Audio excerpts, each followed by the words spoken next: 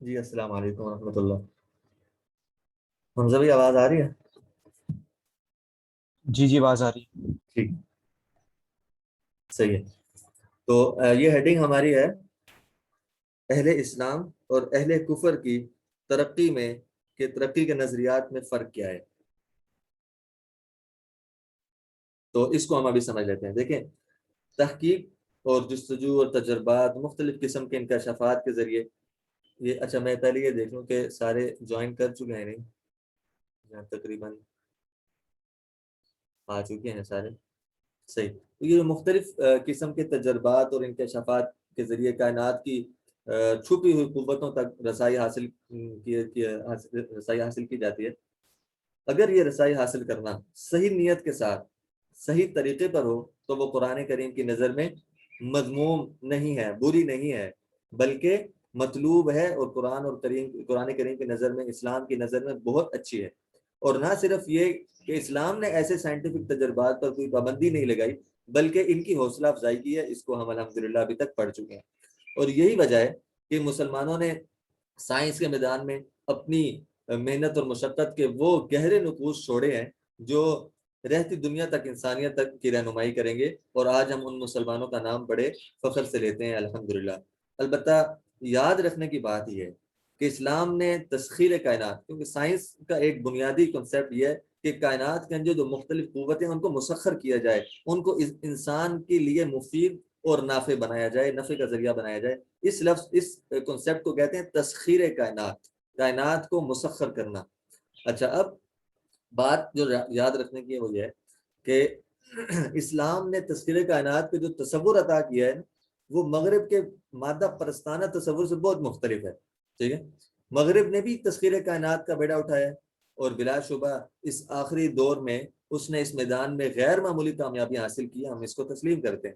لیکن اسلام سے اس کا سب سے پہلا اور بنیادی فرق یہ ہے کہ مغرب کی تنگ نظری مادے کے اس پار کچھ دیکھنے اور سوچنے کی صلاحیت سے محروم ہے۔ مادہ کیا ہے؟ میٹر، یعنی جس چیز کے اوپر محنت کی جا رہی ہے۔ مثال کے طور پر پتھر کے اوپر محنت کی گئی، ٹھیک ہے، پہاڑ سے اس کو، لکڑی کے اوپر محنت کی گئی، درخت سے اس کو نکالا گیا، ہواؤں کے اوپر محنت کی گئی، اسی طرح مختلف گیسز فارم میں آ گئی، پانی کے اوپر محنت کی گئی، مختلف کیمیکلز بن گئے۔ تو یہ مختلف محنتیں ہیں، ان کا تعلق کس سے ہے؟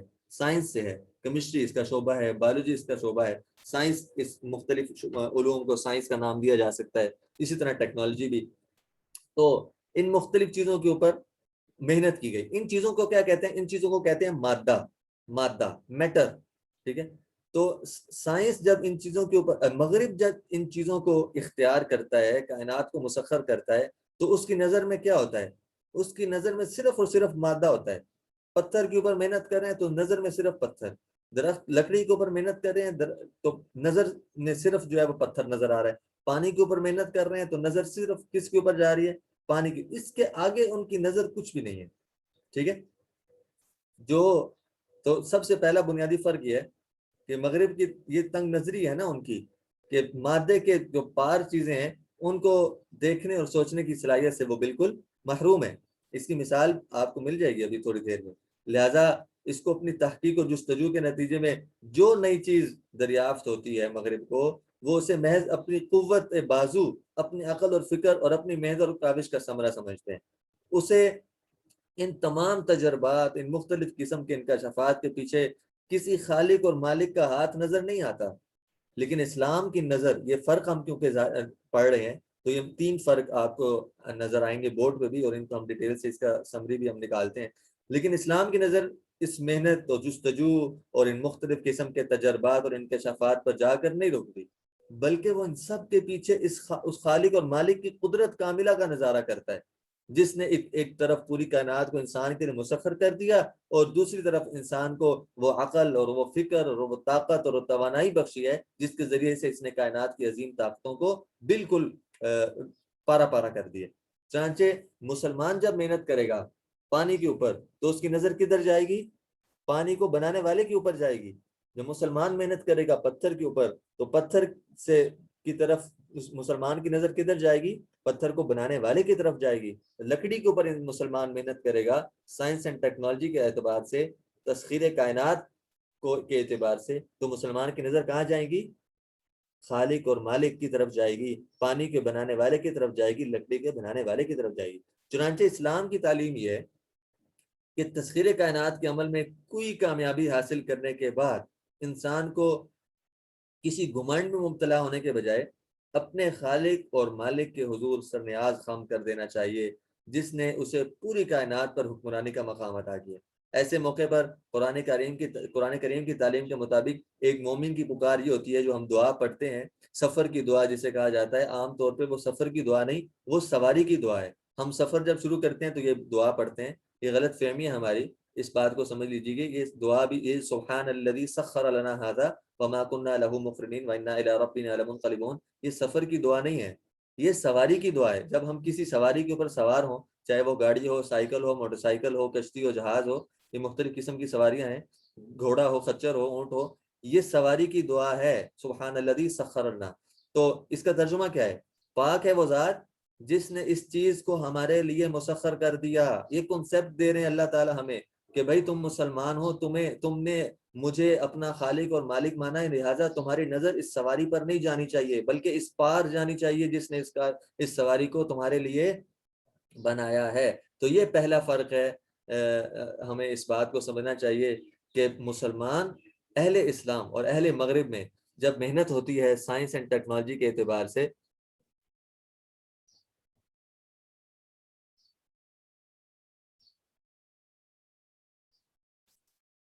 ٹھیک ہے۔ اچھا حمزہ بھائی کہہ رہے ہیں کہ سفر کی دعا بھی کلاس کے اینڈ پہ بتا دیجیے گا، ٹھیک ہے انشاءاللہ میں کوشش کروں گا کہ سفر کی دعا بھی، وہ تھوڑی سی لمبی ہے، وہ بھی انشاءاللہ میں بتا دوں گا۔ آپ حضرات اس کو ضرور یاد رکھیے گا تاکہ بہت فائدہ ہو، ہم جب بھی سفر کرنے لگیں تو اس دعا کا اہتمام کریں۔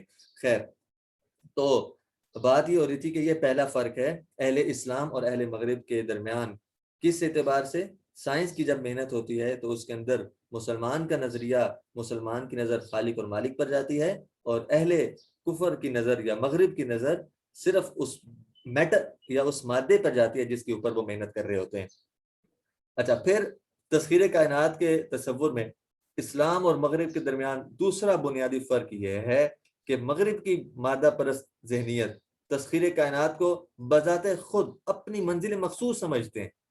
یہ تین بنیادی فرق ہیں جو اللہ تعالیٰ نے مسلمانوں کو اس کی سمجھ دی ہے، اور یہ ہمارے لیے اللہ کا بہت بڑا انعام اور اعزاز ہے کہ ہم سائنس اینڈ ٹیکنالوجی کو مانتے بھی ہیں لیکن ہمارا تصور اسلام ہے، ہمارا تصور، ہمارا نظریہ اسلام ہے، جو ہماری عقل، ہمارے شعور، ہمارے افکار و خیالات کو مغرب اور کفر یا اہل کفر کے نظریات سے بالکل ممتاز اور الگ کرتا ہے، جس کی بنیاد پر ہم اعزاز محسوس کرتے ہیں۔ اور ہم جیسے بھی ہیں الحمدللہ ہم مسلمان ہیں، اللہ تعالی ہمیں زندگی اور موت اسلام ہی کی حالت میں عطا فرمائے۔ تو دوسرا بنیادی فرق یہ ہے کہ ان کی منزل مقصود کیا ہے؟ منزل مقصود ان کی صرف یہی ہے کہ کائنات کو مسخر کیا جائے۔ اس کے نزدیک انسان کی زندگی کا اس کے سوا کوئی مقصد نہیں کہ وہ کائنات کی نفع بخش چیزوں سے زیادہ لذت اور زیادہ سے زیادہ فائدہ اٹھا کر دنیا سے رخصت ہو جائے، بس ان کا یہ نظریہ اور یہ کنسیپٹ ہے۔ اس کے برخلاف اسلام کی نظر میں تسخیر کائنات بذات خود کوئی مقصد نہیں ہے بلکہ مقصد کے حصول کا ایک ذریعہ ہے، اور انسان کے راستے کی محض ایک صرف منزل ہے۔ تسخیر کائنات منزل نہیں ہے یہ بذات خود، بلکہ انسان کے راستے میں ایک منزل ہے جس کے ذریعے سے اس کو آگے پہنچنا ہے۔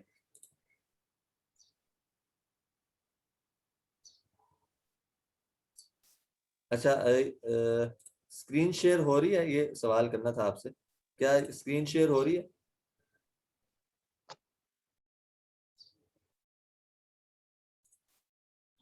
آپ کی وہ اسکرین ہی جس پہ آپ نے وہ سلائڈ شو کر رہے تھے وہ نہیں شو ہو رہی۔ اچھا نہیں، یہ آپ کو آپ بورڈ کے میں، فولڈر والی ہو رہی ہے، آپ کے فولڈر والی اسکرین شیئر ہو رہی ہے اچھا جدھر اچھا آپ کی یہ چیز۔ ٹھیک ٹھیک، اچھا دوبارہ میں اس کو کرتا ہوں۔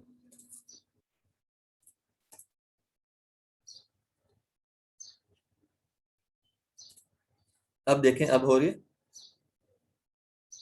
جی اب ہو رہی ہے۔ ٹھیک ہے یار ٹھیک ہے جی۔ اچھا، یہ سمجھنا بڑا ضروری تھا، شکریہ آپ نے بتا دیا، کیونکہ اس کے بغیر ہم تین فرق کو شاید صحیح واضح نہ کر پاتے۔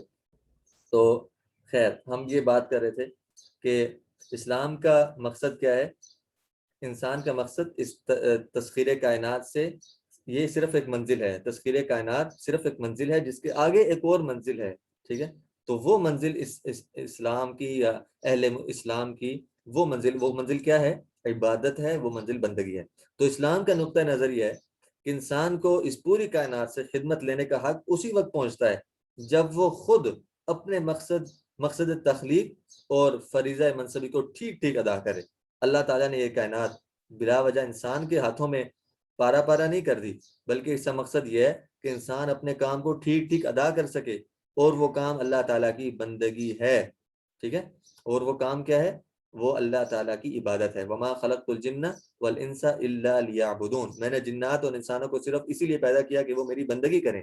تو دوسرا فرق کیا ہو گیا کہ جب اہل کفر یا مغرب محنت کرتے ہیں سائنس اینڈ ٹیکنالوجی میں کسی مادے کے اوپر، تو ان کی منزل صرف ترقی ہوتی ہے یا صرف تسخیر کائنات ہوتی ہے، لیکن مسلمان یا اہل اسلام کی منزل تسخیر کائنات کے ذریعے سے وہ میٹر یا مادہ نہیں ہوتا، بلکہ ان کی منزل اس تسخیر کائنات کے ذریعے سے آگے جانا ہوتا ہے، اور وہ ہے بندگی۔ یعنی اگر پانی کے اوپر محنت کیا تو پانی کے ذریعے سے اللہ کی عبادت کریں، اگر لکڑی کے اوپر محنت کیا تو لکڑی کو اللہ کی عبادت میں صرف کریں، اگر آگ کے اوپر محنت کی ہے سائنس اینڈ ٹیکنالوجی کے اعتبار سے تو آگ کو اللہ کی عبادت اور بندگی کے لیے استعمال کریں اور اس کو خرچ کریں۔ اور اسی سلسلے میں اسلام اور مغرب کا تیسرا بنیادی فرق یہ ہے کہ مغرب کے نزدیک تسخیر کائنات کی جد و جہد میں جتنی محنتیں ہو رہی ہیں، جو نئی قوت انسان کے ہاتھ آ جائے، اسے استعمال کرنے کا طریقہ بھی انسان خود اپنی عقل سے متعین کرتا ہے۔ یہ ان کا نظریہ اور کنسیپٹ ہے، ٹھیک ہے؟ مثال کے طور پر پانی کے اوپر محنت کی تو پانی کو استعمال کیسے کرنا ہے اس کا طریقہ کون بتائے گا؟ عقل بتائے گی۔ یہ کس کا کنسیپٹ ہے؟ یہ اہل مغرب یا اہل کفر یا اہل باطل کا کنسیپٹ ہے۔ لہٰذا ان مختلف قسم کی ایجادات اور انکشافات کو اسی طرح اور انہی کاموں میں استعمال کیا جا سکتا ہے جس طرح عقل ہمیں بتائے گی۔ یہ کون کہتا ہے؟ یہ کافر لوگ کہتے ہیں یا اہل مغرب کہتے ہیں۔ لیکن اسلام کی تعلیم یہ ہے کہ جس خدا نے، جس اللہ نے، جس خالق اور مالک نے وہ قوت انسان کو عطا کی ہے، یعنی جو بھی سائنس اینڈ ٹیکنالوجی کے بعد انسان کے سامنے کوئی ریسرچ آئی ہے یا کوئی نئی ایجاد پیدا ہوئی ہے، تو وہ کس نے انسان کو عطا کی ہے؟ اللہ تعالیٰ نے عطا کی ہے۔ تو اللہ ہی کی بندگی میں اس کو صرف کیا جائے، اس کو خرچ کیا جائے، اور اللہ ہی کے بتائے ہوئے طریقے کے مطابق اس کو استعمال کیا جائے، یہ مسلمانوں کا کنسیپٹ ہے۔ تو یہ تین فرق ہو گئے ہمارے سامنے، یہ آپ بورڈ پہ اب دیکھ لیجئے۔ مغرب اور مسلمانوں کے درمیان سائنس اینڈ ٹیکنالوجی کے یا تسخیر کائنات کے اعتبار سے تین فرق ہیں۔ پہلا کیا کہ جب مغرب محنت کرتا ہے تو مادے کے اوپر کرتا ہے، میٹر کے اوپر کرتا ہے، اور ان کی ترقی ہی خود بذات خود منزل ہوتی ہے، اور وہ یہ کہتے ہیں کہ ہم جب جو بھی چیز بنائیں گے، جو بھی ایجاد کریں گے، اس کو استعمال کرنے کا طریقہ جو ہمیں ہماری عقل بتائے گی ہم اس طرح کریں گے۔ لیکن مسلمان کسی بھی چیز کو جب اس کے اوپر محنت کرتا ہے تو اس کے ذریعے سے خالق تک پہنچنے کی محنت کرتا ہے، اور اس کی کوشش ہوتی ہے کہ میں اس کے ذریعے سے اپنے خالق اور مالک کو پہچانوں۔ پھر اس چیز کو وہ اللہ کی بندگی ہی میں استعمال کرتا ہے، اور اس چیز کے طریقہ استعمال میں بھی اسلامی تعلیمات کے اوپر اس کی نظر ہوتی ہے۔ تو تین فرق ہمارے سامنے آئے ہیں، ان کو آپ نے بورڈ پر دیکھ لیا، آپ نوٹ بھی کر لیں۔ اس کے بعد چند غلط فہمیاں ہیں جو ہمارے ذہنوں میں اکثر موجود رہتی ہیں، ان کو سولو کرتے ہیں، بس یہ آخری بات ہے۔ یہ چند غلط فہمیاں میں کوشش کرتا ہوں کہ وہ بورڈ پر شیئر ہو جائیں۔ جی ہاں جی، یہ آپ کو نظر آ رہی ہے۔ قرآن میں سائنس اینڈ ٹیکنالوجی کا ذکر کیوں نہیں ہے؟ یا پھر قرآن میں ایٹم بم بنانے کا فارمولا کیوں نہیں بتایا گیا؟ یا پھر قرآن میں مختلف قسم کی جو نئی نئی ایجادات ہو رہی ہیں ان کو ہر لفظ کے ساتھ اس کا ذکر اللہ تعالیٰ نے کیوں نہیں کیا؟ یہ ہماری ایک غلط فہمی ہے، اور جب آپ اس کی اہمیت تب سمجھیں گے،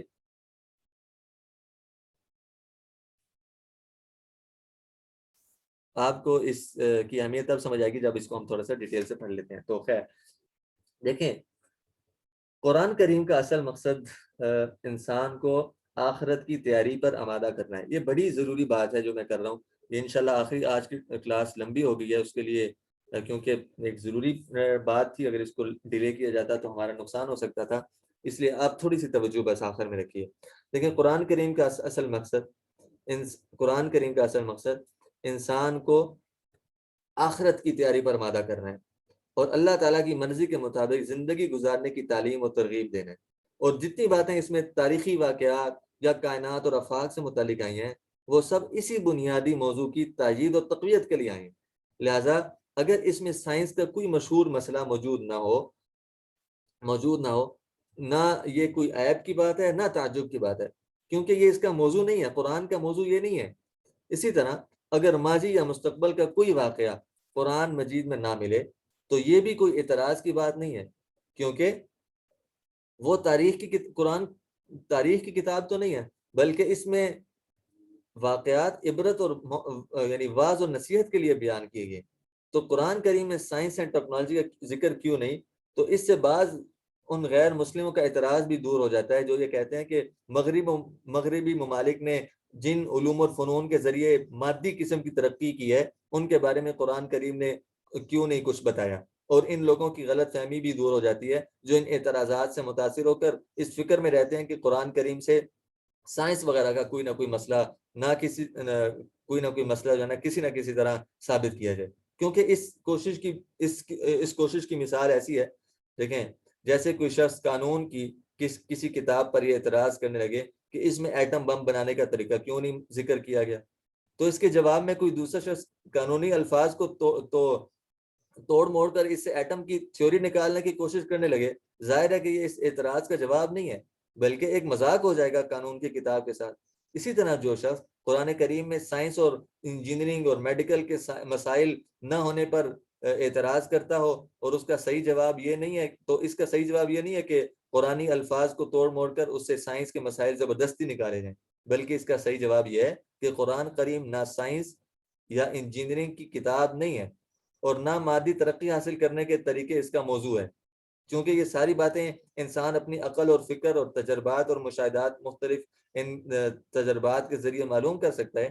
اس لیے اللہ تعالیٰ نے ان کو انسان کی اپنی محنت اور کاوش اور تحقیق اور جستجو پر چھوڑ دیا ہے۔ یہ جو مختلف قسم کے سائنس اینڈ ٹیکنالوجی کی ریسرچز ہیں ان کو اللہ تعالیٰ نے کس پر چھوڑا ہے؟ انسان کی عقل پر چھوڑا ہے کہ اس کے ذریعے سے انسان ان چیزوں کو حاصل کر سکتا ہے، لہٰذا ان چیزوں کو قرآن میں ذکر نہیں کیا گیا۔ تو قرآن کا اصل موضوع کیا ہے؟ قرآن کا اصل موضوع آخرت کی تیاری ہے، قیامت کے لیے انسان اپنے اعمال کو درست کر لے، اللہ کے سامنے اس نے پیش ہونا ہے، اس کے لیے محنت اور کوشش کرے، یہ قرآن کریم کا موضوع ہے۔ اس لیے اللہ تعالیٰ نے ان کو انسان کی اپنی محنت اور کاوش اور تحقیق کو جس کو چھوڑ دیا ہے۔ جتنی بھی چیزیں مختلف قسم کے تجربات ہیں ان کو انسان کیسے حل کر سکتا ہے؟ اپنی عقل کے ذریعے سے حاصل کر سکتا ہے۔ یہی وجہ ہے کہ انسان سائنس اور ٹیکنالوجی کے میدان میں عقل اور فکر اور تجربات اور مختلف قسم کے مشاہدات کے ذریعے موجودہ مقام تک پہنچ گیا ہے۔ یہ جتنی بھی ایجادات ہو رہی ہیں، ریسرچز ہو رہی ہیں، مختلف قسم کے انکشافات ہو رہے ہیں، یہ کس ذریعے سے ہو رہے ہیں؟ اب انسان اپنی عقل کے ذریعے سے ہی کر رہا ہے نا۔ لیکن ایمان اور یقین کی دولت اور دل کے اندر اور روح کے اندر پاکیزگی، اعمال اور اخلاق کو پاک کرنا، اللہ کے ساتھ بندگی کا تعلق، عبادت کا تعلق اور آخرت کی زندگی سنوارنے کا جذبہ جو قرآن اللہ تعالیٰ نے نازل کیا ہے اس کے بغیر حاصل نہیں ہو سکتا تھا، اور جسے قرآن کریم نے اپنا موضوع اسی لیے قرآن کریم نے اپنا موضوع ان باتوں کو بنایا ہے۔ ٹھیک ہے، تو جن باتوں کو قرآن کریم نے اپنا موضوع بنایا ہے وہ عقل اور فکر کی اس حیرت انگیز باتوں سے انسان کو حاصل نہیں ہو سکتی تھی۔ ٹھیک ہے، ہم یہ نہیں جان سکتے تھے کہ حشر کا میدان ہوگا، ہم یہ نہیں جان سکتے تھے کہ آخرت میں ہمارا حساب کتاب ہوگا، عقل سے ان باتوں کو ہم نہیں جان سکتے تھے، تو اللہ تعالیٰ نے قرآن کے ذریعے سے ان باتوں کو ہمارے سامنے ذکر کر دیا۔ لیکن دنیا کے اندر مختلف قسم کی ایجادات کو ہم اپنی عقل سے حاصل کر سکتے تھے، اس لیے اللہ تعالیٰ نے ان کو قرآن کریم میں بیان نہیں کیا۔ تو پہلا نتیجہ کیا نکلا ہمارے سامنے؟ پہلا رزلٹ یہ نکلا کہ سائنس کی جو بات قرآن کریم میں مذکور ہے وہ ضمناً مذکور ہے، یعنی ایک حقیقی طور پر وہ اللہ تعالیٰ مقصود نہیں ہے اس کو ذکر کرنا، صرف کسی اشارے کے طور پر یا علامت کے طور پر یا کسی اور غرض کے لیے اللہ تعالیٰ نے اس کو ضمناً ذکر کیا ہے۔ اس کا اصل مقصد ان حقائق کے ذریعے اللہ تعالیٰ کی قدرت کاملہ کا استحضار اور اس کے ذریعے ایمان پختگی، یقین کے اندر قوت حاصل کرنا ہے۔ لہذا اس بنیاد پر قرآن کریم کو سائنس کی کتاب سمجھنا یا بار بار قرآن کریم کے اندر سے سائنسی انکشافات کو نکالنا، یہ ایک مسلمان یا ایمان والے کا رویہ نہیں ہونا چاہیے۔ دوسری بات یہ، جہاں سائنس کے کسی مسئلے کی مکمل وضاحت موجود نہ ہو وہاں خواہ مخواہ الفاظ اور سیاق و سباق کو توڑ موڑ کر سائنس کی کسی دریافت پر چشمہ کرنے کی کوشش بھی نہیں کرنی چاہیے. یہ بھی بالکل غلط نظریہ، بالکل غلط عمل ہے. یہ بات ایک مثال سے میں سمجھانا چاہتا تھا، لیکن وہ مثال شاید سمجھنا مشکل ہو جائے، اور ٹائم بھی کیونکہ زیادہ ہو گیا آج، تو اس کی مثال ہم اس کو چھوڑ دیتے ہیں. بہرحال آپ انشاءاللہ سمجھ گئے ہوں گے کہ مقصد کیا ہے اس غلط فہمی کا، کہ قرآن کریم کا موضوع آخرت کی تیاری ہے، اور قرآن کے اندر سے ہمیں سائنسی انکشافات اگر مل بھی جائیں تو ان کا مقصد سائنسی انکشافات ہی نہیں ہے، بلکہ ان کا مقصد خالق اور مالک کو پہچاننا ہے. تو ہمیں قرآن کریم کے اندر سے مختلف قسم کی ایجادات اور سائنسی ریسرچز کو اور تجربات اور انکشافات کو حاصل کرنے کی کوشش نہیں کرنی چاہیے. ہاں مل جائیں تو ٹھیک ہے، اگر قرآن کریم خاموش ہے تو ہم بھی خاموش ہیں. اگر جتنا قرآن نے ہمیں بتایا ہے اتنے کے اوپر ہی ہم ایمان رکھتے ہیں. اسی طرح ایک آبجیکشن یہ بھی اٹھتا ہے کہ قرآن اور حدیث میں ایٹم بم بنانے کا فارمولا کیوں نہیں ہے. یہیں سے ایک سوال، اس سوال کا جواب بھی ہو جاتا ہے کہ اکثر ہمارے یہ پڑھے لکھے طبقے کے ذہنوں میں پیدا ہوتا ہے یہ سوال کہ آج سائنس اور ٹیکنالوجی کا دور ہے، ساری دنیا سائنس اور ٹیکنالوجی میں ترقی کر رہی ہے، لیکن ہمارا قرآن اور ہماری حدیث سائنس اور ٹیکنالوجی کے بارے میں کوئی فارمولا ہی نہیں بتاتا کہ کس طرح ایٹم بم بنائے، کس طرح ہائیڈروجن بم بنائے. اس کا کوئی فارمولا نہ تو قرآن کریم میں ملتا ہے، نہ حدیث رسول صلی اللہ علیہ وسلم میں ملتا ہے. اس کی وجہ سے بعض لوگ احساس کمتری کا شکار ہو جاتے ہیں کہ دنیا چاند اور مریخ پر پہنچ رہی ہے اور ہمارا قرآن ہمیں اس بارے میں کچھ نہیں بتاتا کہ چاند پر کیسے پہنچے. اس کا جواب یہ ہے کہ ہمارا قرآن کریم ہمیں یہ باتیں اس لیے نہیں بتاتا کہ وہ دائرۂ عقل کا ہے. یہ انکشافات، چاند پر پہنچنا، ایٹم بم بنانا، یہ ساری چیزیں کس سرکل میں آتی ہیں؟ عقل کے سرکل میں آتی ہیں. وہ تجربے کا دائرہ ہے، وہ ذاتی محنت اور کوشش کا دائرہ ہے. اللہ تعالی نے اس کو انسان کے ذاتی تجربے، عقل اور کوشش پر چھوڑ دیا ہے کہ جو شخص جتنی کوشش کرے گا، عقل کو استعمال کرے گا، تجربے کو استعمال کرے گا، اس میں آگے بڑھتا چلا جائے گا. قرآن آیا ہی اس جگہ پر ہے جہاں عقل کا دائرہ ختم ہو رہا ہے. عقل اس کا پوری طرح ادراک ہی نہیں کر سکتی. ان چیزوں کا ہمیں قرآن کریم نے سبق پڑھایا ہے، ان چیزوں کے بارے میں ہمیں معلومات فراہم کی ہیں. لہٰذا اسلامائزیشن آف نالج یہی ہے کہ ہم اپنے علوم اور اپنے فنون کو اسلامی تعلیمات کے مطابق کریں، بجائے اس کے کہ اسلامی تعلیمات کو اپنے نالج اور اپنے علوم کے مطابق کریں. خیر، تو الحمدللہ یہ ٹاپک ہم نے اچھی طرح سمجھ لیا.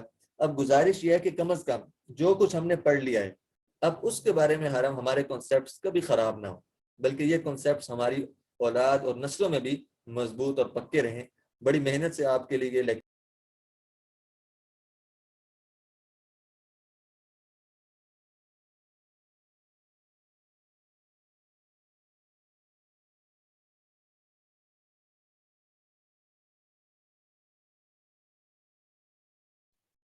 جی آواز آ رہی ہے؟ جی اب آ رہی ہے. ٹھیک ہے.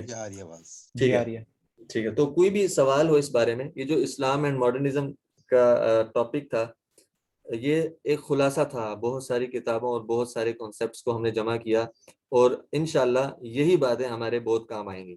تو اب ہماری محنتوں کا اللہ تعالیٰ قبول فرمائے. اب بس اتنی بات ضروری ہے کہ ہمیں نا اسلام اور جدت پرستی کے بارے میں ایک صحیح کنسیپٹ مل چکا ہے الحمدللہ. اب ہم ادھر ادھر سے جو باتیں ہم سنیں اس ٹاپک کے بارے میں، یا جو بھی سلیبس ہم ابھی تک کور کر چکے ہیں اس بارے میں، پھر ہم غلط فہمیوں کا شکار نہ ہوں. ہماری سوچ، ہمارے نظریات بالکل مستحکم اور مضبوط ہونے چاہیے. ہمیں کسی سے متاثر نہیں ہونا. متاثر ہونا ہے قرآن سے، حدیث سے، اللہ اور اللہ کی صفات اور نبی صلی اللہ علیہ وسلم سے، صحابہ سے، اسلام سے اور اسلامی تعلیمات سے. ہم احساس کمتری کا شکار نہ ہوں. ہمارا یقین، ہمارا ایمان اور جذبہ مکمل اسلامی تعلیمات کے مطابق ہونا چاہیے. لہٰذا اللہ سے دعا ہے کہ ہمارے اس بولنے کو اور آپ کے سننے کو اور وقت نکالنے کو اللہ قبول فرمائے، اور جتنی ہم محنتیں کر رہے ہیں اللہ ان کو بھی قبول فرمائے، اور اس نفع کو عام فرمائے، اور ہمیں دین کی صحیح سمجھ نصیب فرمائے. اور کوئی بھی سوال ہو اس بارے میں یا جتنا ہم پڑھ چکے ہیں اس بارے میں، آپ بالکل کر سکتے ہیں. کوئی غلط فہمی یا کوئی بھی اشکال آپ کے ذہن میں ابھی بھی موجود ہو تو آپ ضرور پوچھیں. تو حمزہ بھائی نے ریکویسٹ کی تھی کہ آخر میں سفر کی دعا بھی بتائیں. تو سفر کی دعا مشکل ہے، ابھی میں ایک دفعہ پڑھ دیتا ہوں. اللہم انا نسألک فی سفرنا هذا البر والتقوى ومن العمل ما ترضى. اس طرح کی دعا ہے، آگے اینڈ تک جاتی ہے، تھوڑی سی لمبی ہے. اگر آپ میں سے کوئی چاہتا ہے تو میں اس کا ایک اسکرین شاٹ لے کے آپ کو بھیج دوں گا تو وہ دعا سفر کی ہے. یہ جو ہم سبحان الذی سخرنا دعا پڑھتے ہیں یہ سفر کی نہیں، یہ سواری کی دعا ہے. ٹھیک ہے، جزاکم اللہ. بھائی یہ جی آریانی کا کیا مطلب ہے؟ یہ موسیقی، آریانی، جی فحاشی، ہاں، ان میں آریانی؟ موسیقی میوزک کو کہتے ہیں. فحاشی ہر قسم کے فحش جس کے اندر نافرمانی، اللہ تعالیٰ کی نافرمانی نظر آتی ہے اس کو کہتے ہیں. عریانی کہتے ہیں ننگے پن کو، جس کے اندر انسان کا سطر نہیں ڈھمپا ہوتا، چاہے وہ مرد ہو یا عورت ہو. سطر نہ ڈھانپنا، کپڑے آدھے پہننا، یا اسلام جو حکم دیتا ہے کہ کم از کم اس طرح کا لباس ہونا چاہیے اور اس طرح اپنے جسم کو ڈھانپنا چاہیے، اس کو اختیار نہ کرنا، اس کو عریانی کہتے ہیں. عریان عربی کا اصل میں لفظ ہے لیکن اردو میں بھی استعمال ہوتا ہے عریانی کہتے ہیں. اس کا مطلب ہے ننگا پن، ننگا پن اس کو کہتے ہیں. تو اسلام کے حکم کے خلاف کرنا اور اپنے لباس کو اپنے خواہشات یا مغربی تہذیب کے مطابق کرنا، کیونکہ ہم دیکھتے ہیں کہ مغربی تہذیب تو ہمیں یہی بتاتی ہے کہ ہمارا لباس چھوٹا سے چھوٹا ہوتا جائے، یہی جدت پرستی کی علامت ہے. اللہ تعالی ہمارے کانسیپٹس کو کلیئر کرے، ہمارے نظریات اور افکار و خیالات کی حفاظت بھی فرمائے. جزاکم اللہ خیرن. نیکسٹ فرائیڈے کو نئے ٹاپک کے ساتھ انشاءاللہ حاضر ہوں گے. تب تک کے لیے اللہ حافظ. جزاکم اللہ خیرن. اللہ حافظ. السلام علیکم. اللہ حافظ.